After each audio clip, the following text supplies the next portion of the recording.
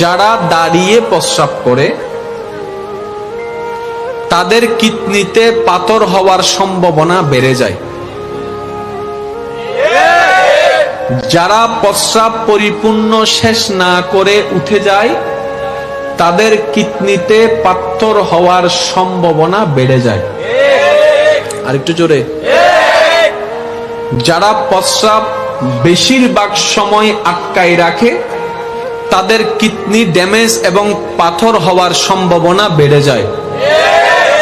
উনি এইরকম করে 7টা বিষয় তুলে ধরেছেন।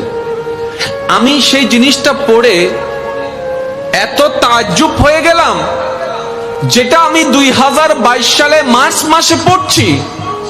আমাদের ইসলাম, আমাদের আল্লাহ, আমাদের নবীর মাধ্যমে ইসলামের সাজেশনে সেই সমস্যার সমাধানগুলা, পরামর্শগুলা বান্দার উপকারের জন্য, মানুষের উপকারের জন্য 1450 বছর আগে দান করে দিয়েছেন।